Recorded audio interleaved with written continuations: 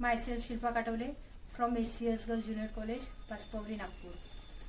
We have already started the chapter reproduction in lower and higher animals, and we will study about the puberty in male and female and menstrual cycle. हम puberty means maturity के बारे में बात करेंगे और menstrual cycle के बारे में हम आज बात करेंगे. Puberty, sexual maturity in males. Males में मैच्योरिटी आई है ऐसा हम कब बोलेंगे? प्यूबर्टी आई है ऐसा हम कब बोलेंगे?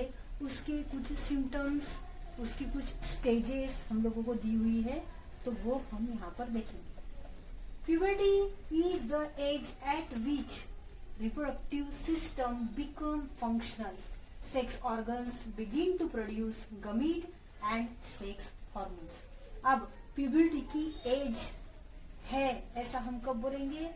तो पर्टिकुलर उस मेल की ऐसी एज जब सेक्स ऑर्गन्स फुल्ली डेवलप हो गए हैं, यहाँ पर सेक्स हार्मोन्स तैयार होने लग गए हैं, ओवरऑल रिप्रोडक्टिव सिस्टम जो है मेल रिप्रोडक्टिव सिस्टम यहाँ पर एक्टिवेट हो गया है, फंक्शनल हो गया है, हम ऐसा बोलते हैं. अगर ऐसी स्टेज पर्टिकुलर मेल में आती है तब उस मेल की मैच्योरिटी हो गई है ऐसा हम यहाँ पर बोल सकते हैं. In male the onset of puberty occur at the age of 12 to 15 years. मतलब मेल बॉय 12 से 15 एज जब रहती है, हम थोड़ी सी बढ़ा भी सकते हैं, 16 भी कर सकते हैं, तो ये एज है 12 से 15 या फिर 12 से 15, 16 तक की एज है जिसमें प्यूबर्टी मैच्योरिटी आ ही जाती है मेल में. Under the influence of testosterone the secondary sexual character appear. अब हम सेक्सुअल कैरेक्टर के बारे में बात कर चुके हैं, सेकेंडरी सेक्सुअल कैरेक्टर के बारे में भी बात कर चुके हैं. Secondary sexual character means moustache, beard, rough voice which is found in male. ये सारी चीजें मेल में पाई जाती है. सेकेंडरी सेक्सुअल कैरेक्टर्स के तौर पे इनको काउंट किया जाता है. तो ये सारे सेकेंडरी सेक्सुअल कैरेक्टर्स जो है इनको कंट्रोल करने का काम यहाँ पे टेस्टोस्टेरोन हार्मोन करता है, which is testosterone is male hormone. Testosterone ये हार्मोन है और ये मेल में पाया जाता है.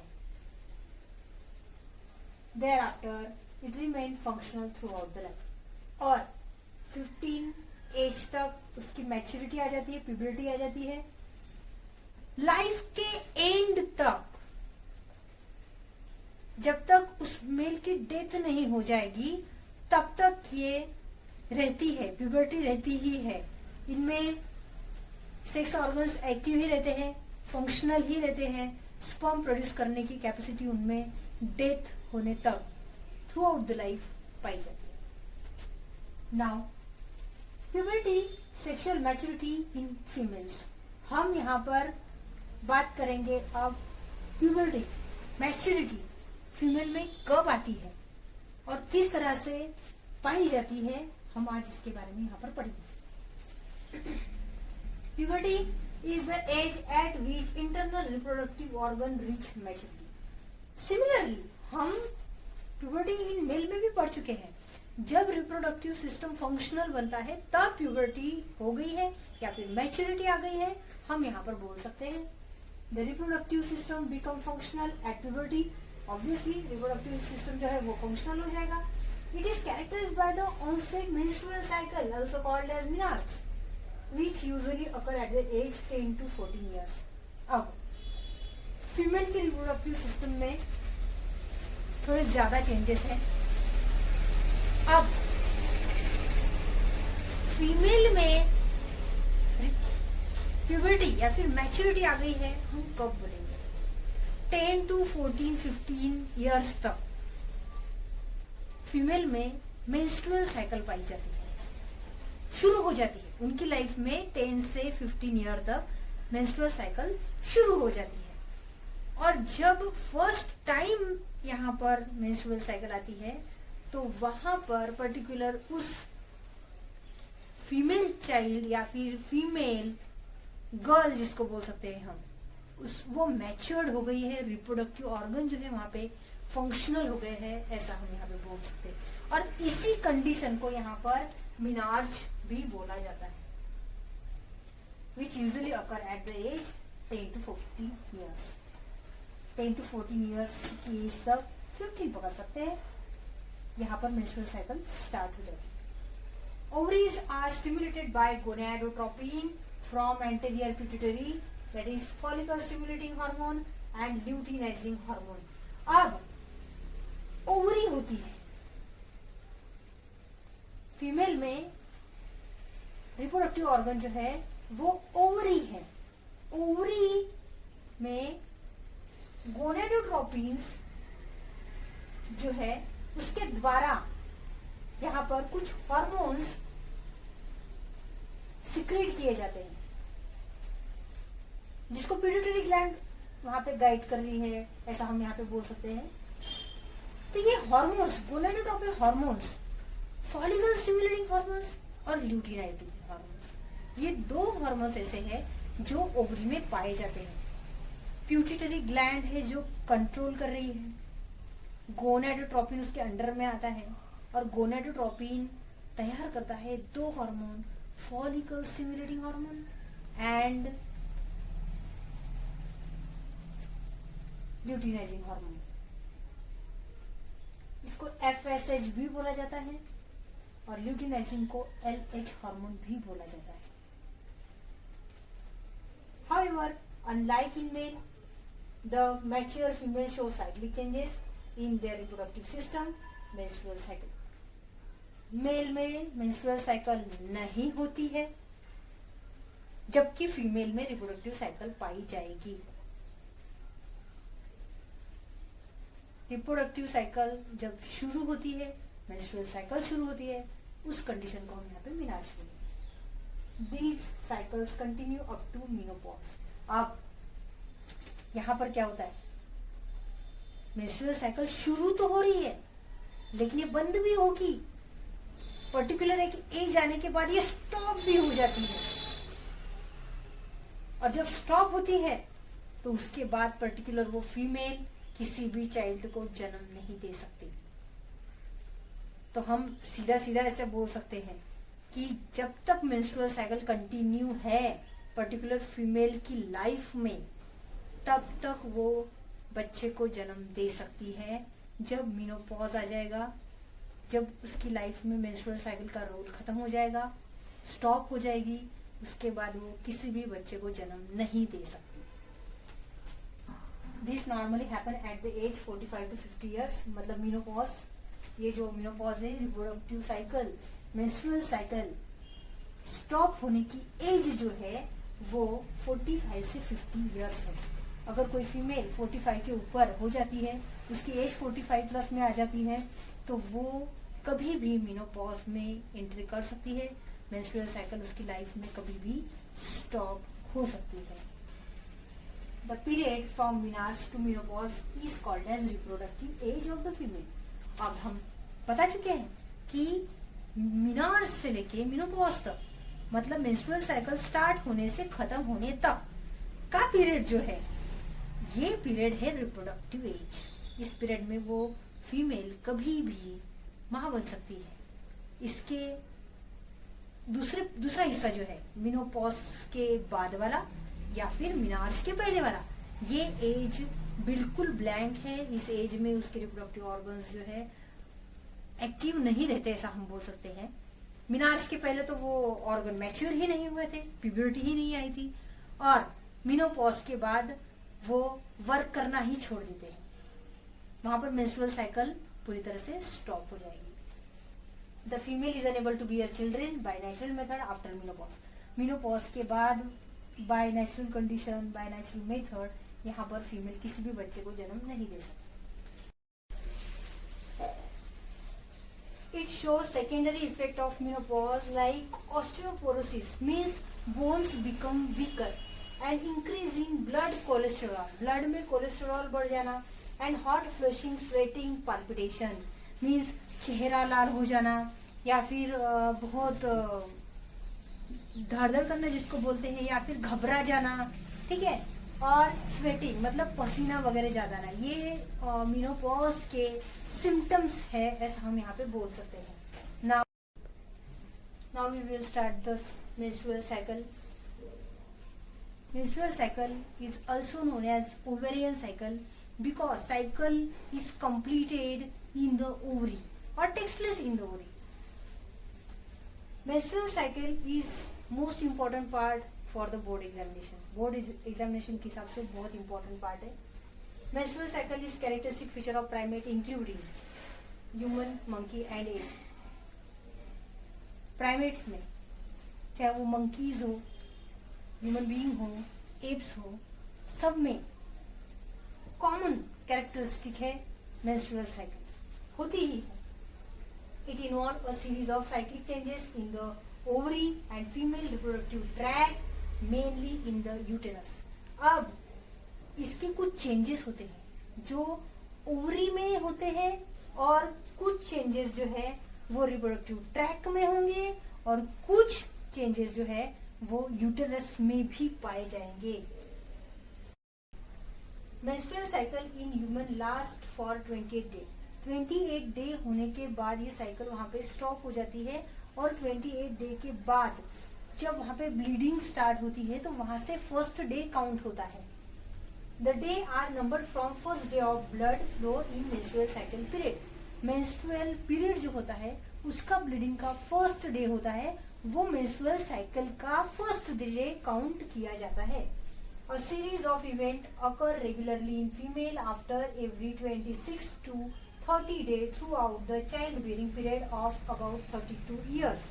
अब यहाँ पे ये जो सीरीज है, ये जो इवेंट्स है, ये जो साइकिल है, ये साइकिल यहाँ पर फीमेल्स में चलती रहती है 32 इयर्स तक। मतलब इनकी लाइफ स्पैन जो है, जैसे मीनार्च स्टार्ट हुआ था वहां से शुरू होगा और मीनोपॉज तक नियर अबाउट 32 इयर्स तक रिप्रोडक्टिव एज इनकी काउंट की जाएगी। उतने सालों तक यहाँ पर मेंस्ट्रुअल साइकिल जो है वो पर्टिकुलर उस फीमेल में पाई जाएगी। साइकिल जो है वो 26 से 30 डेज की हो सकती है। Female to female number of days vary हो सकते हैं according to their metabolism, their reproductive period, the structure of reproductive system, इनमें डिपेंड होता है। पर्टिकुलर फीमेल का किसी का 26 का हो सकता है, किसी का 27 का, किसी का 28, किसी का 30।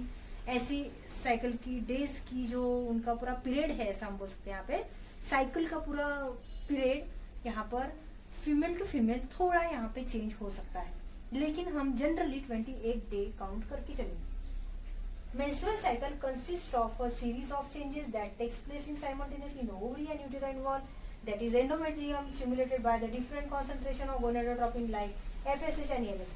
अब menstrual cycle जो है ये साइक्लिक चेंजेस की वजह से होते हैं, जो कंटिन्यू चेंजेस आते हैं उनकी वजह से। अब चेंजेस कहाँ पर आएंगे? ओवरी में भी चेंजेस आएंगे और यूटेरियन वॉल में भी चेंजेस आएंगे। यूटेरियन वॉल मतलब एंडोमेट्रियम, एंडोमेट्रियम में भी बदलाव आते हैं और ओवरी में भी बदलाव आते हैं, और ये दोनों बदलाव गोनाडोट्रोपिन हार्मोन्स की वजह से होते हैं। That is FSH follicle stimulating hormone and LH luteinizing hormone. ये दोनों हार्मोन रिस्पॉन्सिबल है फॉर दिस चेंजेस।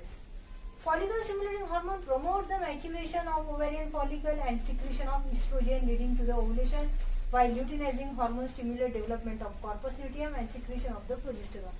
अब आपको इस पॉइंट में फंक्शन दिया गया है कि फॉलिकल स्टिमुलेटिंग हार्मोन करता क्या है।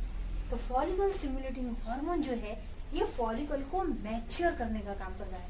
ओवरी में फॉलिकल्स तैयार होंगे और फॉलिकल्स को मैच्योर करने का काम यहाँ पे FSH करेगा।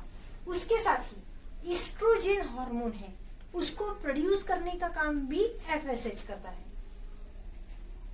और इन्हीं की वजह से ओव्यूलेशन होता है। ओव्यूलेशन मतलब एग जो फीमेल गमीट होता है वो तैयार होता है और रिलीज होता है एस्ट्रोजन की वजह से। वाइल ल्यूटिनाइजिंग हार्मोन, अब LH की बात करेंगे हम यहाँ पे, कॉर्पस ल्यूटियम का डेवलपमेंट करना और प्रोजेस्टेरॉन को सिक्रेट करना या फिर तैयार करना। प्रोजेस्टेरॉन इस प्रेगनेंसी हार्मोन, उसको प्रेगनेंसी हार्मोन भी बोला जाता है, उसको सिक्रेट करने का काम यहाँ पे ये LH करेगा।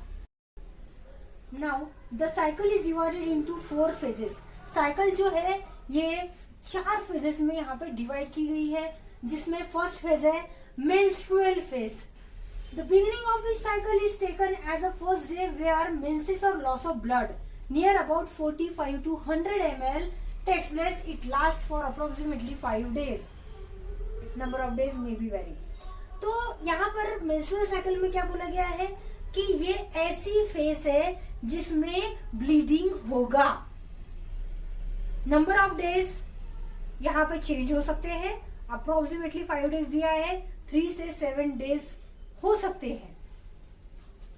Endometrium of uterus break down under the effect of prostaglandin release due to decreased level of progesterone and estrogen. यहाँ पे जो प्रोस्टाग्लैंडिन है, प्रोस्टाग्लैंडिन के इन्फ्लुएंस में यहाँ पर एंडोमेट्रियम जो है, यूटेरस की एंडोमेट्रियम है, हम एंडोमेट्रियम का स्ट्रक्चर पढ़ चुके हैं फीमेल रिप्रोडक्टिव सिस्टम में। तो endometrium is a layer of uterus, uterus की एक लेयर है। तो ये जो लेयर है ये ब्रेक डाउन होती है, उसके टिश्यूज जो है वहां पर रप्चर होते हैं because of bleeding. Due to this blood, tissue, fluid, mucus, endometrial lining and unfertilised oocyte is discharge through vagina. Blood vessel, blood lymph और जो सेकेंडरी oocyte जो तैयार हुआ है, जो रिलीज हुआ था ड्यूरिंग द ओव्यूलेशन, ये अगर फर्टिलाइज नहीं हुआ है तो ये सेकेंडरी oocyte भी थ्रू द ब्लीडिंग निकल जाएगा। Then endometrial lining become very thin, that is about 1 mm। Endometrium lining जो है हमें पता है ब्लीडिंग हो रहा है, रप्चर हो रहा है, तो उसकी थिकनेस जो है यहाँ पर 1 mm हो जाएगी। Then menstrual discharge continue for an average of 5 days. However, this blood does not clot due to presence of fibrinolysin. ये blood कभी भी clot नहीं होता और near about 5 days तक ये phase जो है menstrual phase चलती है, bleeding phase चलती रहती है। Then menstrual phase occur when an ovulated egg does not get fertilized. अगर ये ओव्यूलेटेड एग, ओव्यूलेशन की स्टेज में जो एग रिलीज हुआ था, जो सेकेंडरी oocyte बोल रहे हैं हम, अगर ये रिलीज नहीं होता तो ये एग यहाँ पर ब्लीडिंग में निकल जाएगा। वही आपको यहाँ पर दिया है, it is thereby shed out along with the menstruum. मतलब जो ब्लीडिंग हो रही है, जो मेंसेस फ्लो हो रहे हैं थ्रू द ब्लड, उसके साथ वो सेकेंडरी oocyte भी निकल जाएगा। देन इट इज दस called funeral of unfertilised egg. मतलब अनफर्टिलाइज्ड जो एग है वो शरीर से बाहर निकल जाएगा। During these 5 days, many primordial follicles develop into primary and few of them into secondary follicle under the effect of FSH. Follicle stimulating hormone का काम है कि वो follicles को तैयार करे। अब जब ये स्टेज चल रही होती है menstrual phase, तो यहाँ पर एक secondary oocyte लॉस हुआ है, तो ओवरी में दूसरे फॉलिकल्स तैयार होते रहते हैं। There is a continuous formation of the primary follicles and secondary follicles. Primary follicles are form, then it converted into the secondary follicle. पहले प्राइमरी फॉलिकल तैयार होंगे, उसके बाद उनका कन्वर्शन सेकेंडरी फॉलिकल में होगा। After that it get converted into the graafian follicle and after that it get converted into secondary oocyte। और हम यहाँ पे बोल सकते हैं कि ओव्यूलेशन ही हो जाएगा उसका। सेकेंडरी oocyte तो वो तैयार करता है और उसके बाद की फेज जो है ग्राफाइन फॉलिकल के बाद की स्टेज जो है वो ओव्यूलेशन की ही है। प्रोलिफरेटिव फेज, फॉलिकुलर फेज और पोस्ट मेंस्ट्रुअल फेज। यहाँ पर हम ये फेज जो है मेंस्ट्रुअल फेज के बाद आती है, इसलिए इसको पोस्ट मेंस्ट्रुअल फेज बोला जाता है, लेकिन जनरली इसको फॉलिकुलर फेज या फिर प्रोलिफरेटिव फेज बोला जाता है। This phase is duration between the end of menstruation and release of ovulation. ये स्टेज जो है ये मेंस्ट्रुअल फेज के बाद आती है, मतलब ब्लीडिंग रुक जाने के बाद इसकी प्रोसीजर यहाँ पर स्टार्ट होती है। Duration of this phase is more variable than other phases. इसका ड्यूरेशन जो है ये बहुत ज्यादा वेरिएबल है, ऐसा यहाँ पर बोला गया। Generally it extend from to 13 day. मतलब सपोज ये 5 डे की यहाँ पे साइकिल थी, तो हम यहाँ से 5th डे से 13 डे तक हम इसको कंटिन्यू करेंगे।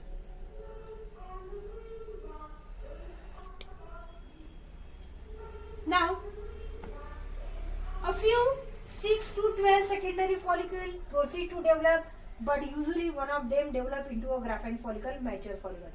मतलब यहाँ पर बोला गया है कि प्राइमरी फॉलिकल्स जो है सेकेंडरी में कन्वर्ट होंगे, हम अभी अभी बता चुके हैं।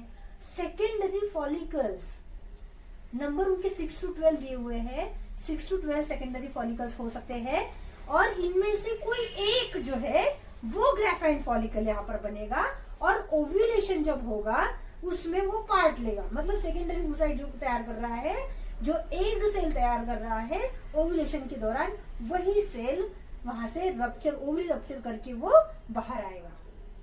Then other secondary follicle degenerate. और हमने यहाँ पर क्या बताया है, 6 to 12 सेकेंडरी फॉलिकल्स यहाँ पे तैयार हो रहे हैं, लेकिन उनमें से एक ही क्या बनेगा, ग्राफाइन फॉलिकल। तो बचे हुए जो सारे हैं वो वहां से डिजेनरेट हो जाएंगे। This process of degeneration is called as atresia. ये जो यहाँ पे फॉलिकल्स डिजेनरेट हो रहे हैं उसको एट्रेशिया बोला गया है। Developing secondary follicles secrete the hormone oestrogen, और ये फॉलिकल्स जो है ये ईस्ट्रोजन हार्मोन सिक्रेट करता है। Developing secondary follicles secrete the hormone oestrogen and stimulation for proliferation of new follicle is influenced by gonadotropin releasing hormone which stimulate release of FSH। अब हमको पता है कि डिजेनरेशन जो होता है उसको तो हम एट्रेशिया बोलते हैं। अब यहाँ पर जो न्यू फॉलिकल्स तैयार हो रहे हैं उनको इन्फ्लुएंस किया जा रहा है by the gonadotropin releasing hormone, और वहां पर FSH फॉलिकल स्टिमुलेटिंग हार्मोन भी वहां पर सिक्रेट हो रहा है। हमें पता है फॉलिकल्स तैयार हो रहे हैं तो वो किसकी वजह से हो रहे हैं, फॉलिकल स्टिमुलेटिंग हार्मोन की वजह से हो रहे हैं। Then endometrium begins to regenerate under the effect of gradually increasing quantity of oestrogen. अब हमें पता है फॉलिकल्स तैयार हो गए हैं, फॉलिकल्स क्या करते हैं, ईस्ट्रोजन वहां पे रिलीज करते हैं, और ईस्ट्रोजन क्या करता है, एंडोमेट्रियम की जो थिकनेस है जो कम हो गई थी, वहां पर एंडोमेट्रियम जो है उसकी लेयर जो है वहां पे डिस्ट्रॉय हो गई थी, बोल सकते हैं रप्चर हो गई थी, डैमेज हो गई थी, उसको रिपेयर करने की कोशिश करेगा, रीजनरेट करने की कोशिश करेगा। यहाँ पर regeneration also involve formation of endothelial cell, endometrial cell, uterine gland and network of blood vessel. मतलब जो चीजें लॉस हुई थी मेंस्ट्रुअल फेज में, यहाँ पर ब्लड वेसल लॉस हुए थे, यहाँ पर एंडोथेलियल सेल लॉस हुए थे, तो ये सारी चीजें जो एंडोमेट्रियम की लॉस हुई थी उनको यहाँ पर ईस्ट्रोजन क्या कर रहा है, रीजनरेट कर रहा है। Thickness of endometrium reaches 3 to 5 mm। हमको पता है जब ब्लड लॉस हुआ था तब एंडोमेट्रियम की थिकनेस जो है 1 mm हुई थी, अब यहाँ पर उसकी थिकनेस बढ़कर 3 से 5 mm हो गई है। Now ovulatory phase, it is shortest phase of menstrual cycle. ये सबसे छोटी फेज है मेंस्ट्रुअल साइकिल की। It involves rupturing of the mature graphene follicle and release of ovum secondary oocyte into pelvic cavity usually on the 14th day of menstrual cycle। ये जो है यहाँ पर ग्राफाइन फॉलिकल जो है ये ओवरी वॉल को रप्चर करता है और सेकेंडरी oocyte जो तैयार किया है यहाँ पे उसको रिलीज करने का काम करता है, और ये प्रोसीजर होती है मेंस्ट्रुअल साइकिल के 14 डे में। हम पढ़ चुके हैं यहाँ पर प्रोलिफरेटिव फेज जो थी वो 5th से 13 डे की थी, यहाँ पर 14 डे जो है उस वो है ओव्यूलेटरी फेज। ओव्यूलेटरी फेज का एक ही दिन होता है 14th डे, 14 डे एक ही डे की इसकी फेज होती है। Rapid secretion of NS luteinising hormone by positive feedback mechanism causes mature follicle to rupture. अब यहाँ पर फॉलिकल, यहाँ पर क्या हो रहा है, फॉलिकल जो ग्राफाइन फॉलिकल है वो रिलीज हो रहा है। हमको पता है 14 डे में क्या होता है, ग्राफाइन फॉलिकल सेकेंडरी oocyte रिलीज होगा। तो यहाँ पर ये सारी मैकेनिज्म जो है ये बहुत जल्दी रैपिडली होती है, और यहाँ पे ल्यूटिनाइजिंग हार्मोन का भी सिक्रेशन बहुत जल्दी हो जाता है। Ovulation may be accompanied by the mild और severe pain in lower abdomen. अब इस दौरान एब्डोमेन में, पेट में हल्का या फिर थोड़ा सा ज्यादा दर्द भी हो सकता है। सिक्रेटरी फेज और luteal phase, duration of this phase is between the ovulation and beginning of next menses. अब ये ओव्यूलेशन के बाद वाली फेज है और ये सबसे बड़ी फेज है। It last for 14 day from 15 to 28 day. मतलब अब यहाँ से जब तक ब्लीडिंग नहीं होती तब तक की जो स्टेज है वो सारे डेज जो है हम सेक्रेटरी फेज में काउंट करेंगे। After release of secondary oocyte, remaining tissue, graft and follicle transform into corpus luteum under the effect of वेलिज। अब हम ये ओवरी के स्ट्रक्चर में पढ़ चुके हैं। हम ओवरी के स्ट्रक्चर में क्या पढ़ चुके थे, ये इस तरह से ग्राफाइन फॉलिकल यहाँ पर ब्रेक हुआ था, इसके कुछ टिश्यू यहाँ पे रह चुके थे और ये यहाँ पर ये सेकेंडरी oocyte रिलीज हुआ था। ठीक है, तो ये जो पार्ट है, ये जो बचा हुआ पार्ट है ग्राफाइन फॉलिकल का, ये कन्वर्ट होता है कार्पस ल्यूटियम में और इसके लिए उसको मदद करता है ल्यूटिनाइजिंग हार्मोन। और इसी चीज के लिए यहाँ पर ल्यूटिनाइजिंग हार्मोन बहुत रैपिडली, बहुत फास्टली यहाँ पे सिक्रीट हुआ था। Then corpus luteum begin to secrete progesterone and oestrogen. यहाँ पे कॉर्पस ल्यूटियम जो है ये प्रोजेस्टेरॉन और ईस्ट्रोजेन दोनों सिक्रेट करने की कैपेसिटी रखता है, स्टार्ट कर देता है। Ovulated egg may get fertilise with 24 hour. अब जो एग रिलीज हुआ है, हमने यहाँ पे बोला है 14 डे में क्या होगा, वो सेकेंडरी oocyte रिलीज होगा जिसको हम एग बोलेंगे। ये अगर 24 आवर में फर्टिलाइज होता है तो ठीक है, after that it gate degenerate, उसके बाद वो नॉन फंक्शनल ही हो जाएगा वहां पर, ऐसा हम यहाँ पे बोल सकते हैं। However in the absence of fertilisation, अगर 24 आवर में फर्टिलाइजेशन नहीं होता है, corpus luteum can survive for only 2 week. यहाँ पर कॉर्पस ल्यूटियम सिर्फ 2 वीक तक, 2 वीक तक सर्वाइव करेगा और उसके बाद वो डिजनरेट होकर एक व्हाइट स्कार में कन्वर्शन हो जाता है जिसको हम बोलते हैं corpus albicans. Corpus luteum releases progesterone. Corpus luteum जो है जब तक रहेगा तब तक ये प्रोजेस्टेरॉन को सिक्रेट करते रहेगा, small amount of oestrogen and inhibin, और बहुत कम एस्ट्रोजन यहाँ पे तैयार करता है और इनिबिन भी तैयार करता है। कॉर्पस ल्यूटियम के बारे में हम पढ़ चुके हैं। कॉर्पस ल्यूटियम क्या बोलेंगे, क्या कहा गया हमने यहाँ पे कि वो 2 वीक तक, 2 वीक तक वो रहेगा। अगर फर्टिलाइजेशन वगैरह नहीं होता है तो वो उसके बाद अल्बिकन में कन्वर्ट हो जाएगा, व्हाइट स्कार हो जाएगा। Under the influence of this hormone, अब यहाँ पर हार्मोन्स है, प्रोजेस्टेरॉन है, एस्ट्रोजन है और इनहिबिन भी है। Endometrial gland grow, become coil and start uterine secretion. यहाँ पर यूटेराइन सिक्रेशन वगैरह स्टार्ट हो जाती है। Endometrium become more vascularised and thicken up to 8 to 10 mm। ध्यान रखिए, जब हम फेज जो देखी थी हमने यहाँ पे, उस टाइम हमने यहाँ पर बोला था जब ब्लीडिंग हो रहा था, ब्लीडिंग फेज जो थी हमारी, यहाँ पर हम बोल रहे थे कि 1 mm after the bleeding endometrium की थिकनेस कितनी है, 1 mm है। But at last of the secretary phase, secretary phase के लास्ट तक उसकी थिकनेस कितनी हो गई है, 8 से 10 mm हो गई है। मतलब यहाँ पर उस एंडोमेट्रियम का पूरा डेवलपमेंट हो गया है, एज जैसे वो पहले थी वैसे ही अब बन गई है, पूरी तरह से उसका रीजनरेशन यहाँ पर हो गया है। Inhibin stop secretion of FSH। अब इनहिबिन क्यों है वहां पे, फॉलिकल स्टिमुलेटिंग हार्मोन को रोकने के लिए।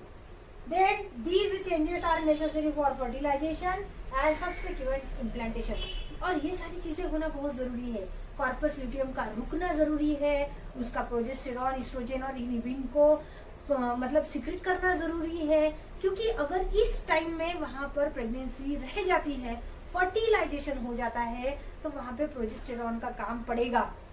Progesterone is a pregnancy hormone, ये प्रेगनेंसी हार्मोन है, तो वेट करता है कॉर्पस ल्यूटियम कि कहीं पे फर्टिलाइजेशन हुआ है क्या। अगर हुआ है तो फिर वहां पर एस्ट्रोजन का कोई रोल नहीं है, वहां पे प्रोजेस्टेरॉन सिक्रेट होते रहेगा, कंटिन्यू करेगा। लेकिन यहाँ पर फर्टिलाइजेशन नहीं होता है, इसका मतलब ये है कि कॉर्पस ल्यूटियम का यहाँ पे डिजेनरेट होने का टाइम आ गया है। कॉर्पस ल्यूटियम यहाँ पे डिजेनरेट होगा, व्हाइट स्कार में कन्वर्ट होगा, जिसका नाम रहेगा कॉर्पस अल्बिकन। आपको पेपर में क्वेश्चंस पूछे जा सकते हैं कॉर्पस ल्यूटियम पे, कॉर्पस अल्बिकन्स पे, और पूरे पार्ट में से छोटे छोटे क्वेश्चंस बहुत हैं जो आपको पूछे जा सकते हैं। However, if ovulated egg get fertilized and the embryo is implanted, there is a secretion of human chorionic gonadotropin (HCG), which extend the life of corpus luteum, stimulates secretory activity. अगर यहाँ पर ओव्यूलेटेड एग जो है secondary oocyte जिसको हम egg बोल रहे हैं, अगर ये फर्टिलाइज हो जाता है, इम्प्लांट हो जाता है, तो मैं अभी भी आपको बता चुकी हूँ कॉर्पस ल्यूटियम की एज यहाँ पर बढ़ जाएगी, प्रोजेस्टेरॉन हार्मोन सीक्रेट होना शुरू हो जाएगा और इसी प्रकार यहाँ पर गोनेडोट्रोपिन, कोरियनिक गोनेडोट्रोपिन जो है HCG, ये यहाँ पर सीक्रेट होना स्टार्ट कर देगा।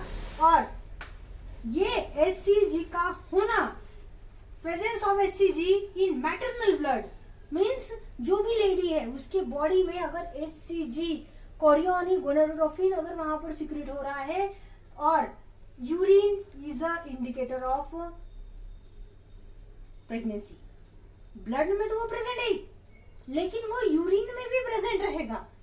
अगर प्रेगनेंसी में ब्लड टेस्ट करते हो या फिर यूरिन टेस्ट भी करते हो, अगर वो लेडी प्रेग्नेंट है तो वो टेस्ट यहाँ पर पॉजिटिव आएगी because of HCG hormone. In absence of fertilization next menstrual cycle begins. But fertilization अगर यहाँ पर नहीं होता है तो यहाँ पर मेंस्ट्रुअल साइकिल कंटिन्यू होती है। This is all about the menstrual cycle.